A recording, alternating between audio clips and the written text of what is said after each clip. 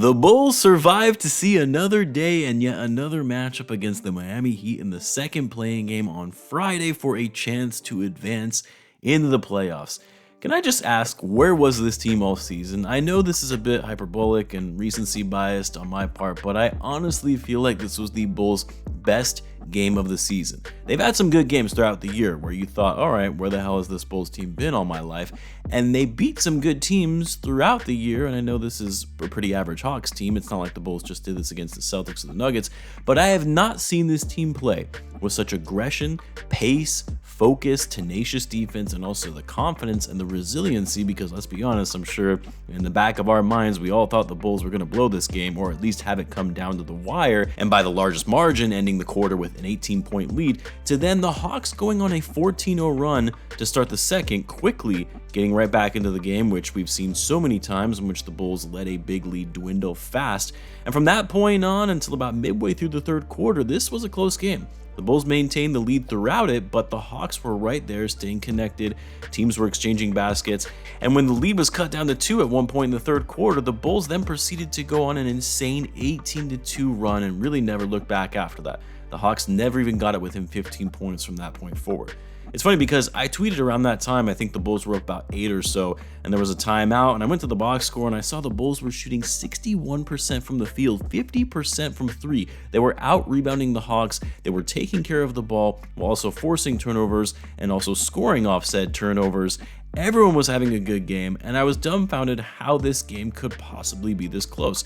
Like, when the Bulls play this well, they are usually blowing out the other team. And then, of course, they would go on to completely dominate the Hawks from that point going forward. How? How did this team put up 131 points on 57% shooting? They got up more shots than the Hawks did, which is always a challenge for the Bulls. They go 11 for 26 from 3, 42%, 27 assists. They destroyed the Hawks on the glass 47-34, only 7 turnovers in total. All of the starters played incredibly well. I know AC didn't play much in this game, and I'll get to him in a little bit, but in a postseason game, yes, we're calling it a postseason game, but in the biggest game of the year in a win-or-go-home matchup, the Bulls came to life. How? How did the Bulls do this? Like, as much as we joke about it, the team was indeed competitive, very, very competitive in this game. And one thing we've said about this group before, the one constant, the one predictable thing about this team is they show up for the biggest games. They show up well in these moments when the competition is at its highest.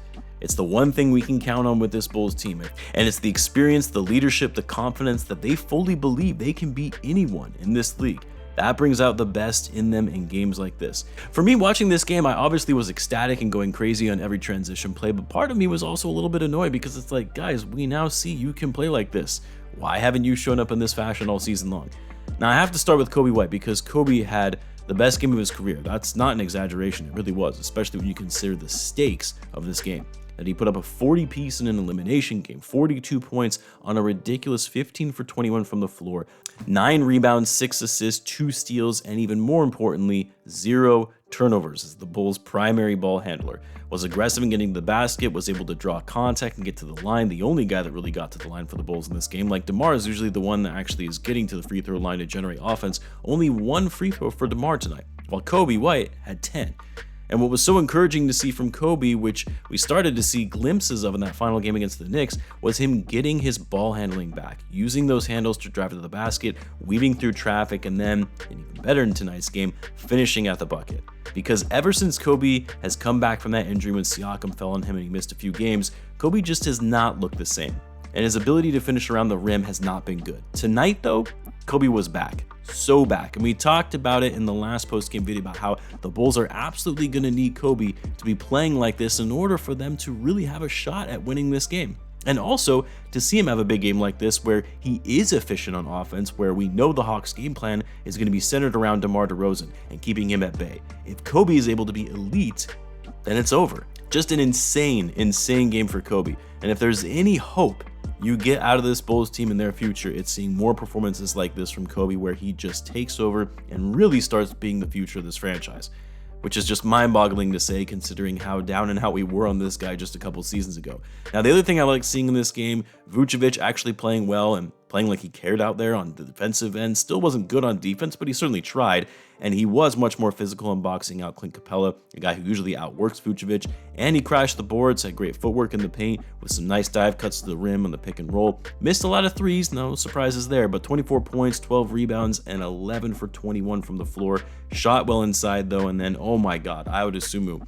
Where would we have been without Ayo in this game, who was questionable going into it, because not only does Ayo continue to own Trae Young on defense, but those transition plays, getting downhill and finishing at the hoop to get the crowd into it, to get the guys to play more up-tempo, and of course, knocking down threes. 19 points, 8 for 12, 3 for 4 from deep, 2 blocks.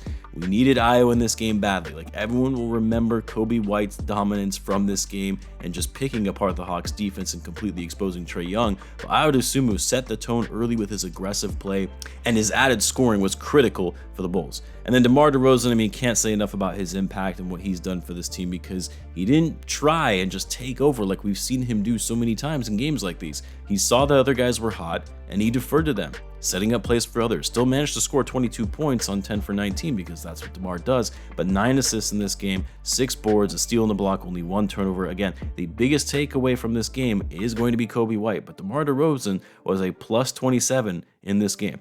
By comparison, Coby was a plus 6, Vucevic a plus 7, and Ayo a plus 9, all guys who played around the same level of minutes.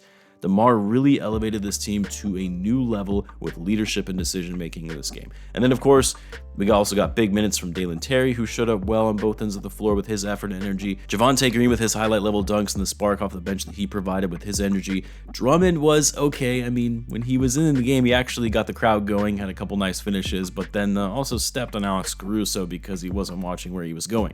Caruso went back to the locker room, came back, and actually entered the game again, but he just did not look right. Billy took him out early in the third quarter and never came back into the game after that. Luckily, the Bulls didn't need to bring him back in with the significant lead they had amassed at the end of the third quarter, but the bigger blow really is the update we got afterwards in a tweet from Adrian Wojnarowski, in which he said it's believed that Caruso has sustained a significant left ankle sprain and his availability for the second playing game against the Heat on Friday is in doubt. A big gut punch to the Bulls, who are coming off such a high of a win, and to lose one of your most impactful players going into yet another elimination game to advance to the playoffs is brutal. And knowing the Miami Heat, a tough, scrappy team, you're gonna need a guy like Alex Caruso in there to have a shot at making it to the playoffs. That's the other thing. If this is really significant, even if the Bulls do in fact make it past the Heat, you'd have to think AC isn't going to be available for the playoff series against Boston. Not that the Bulls would ever have a shot in that series anyway, but you never know. Also, can we just talk about real quick how overrated Trae Young is? I know he's coming off an injury, but it's pretty clear how much better this Hawks team is without him.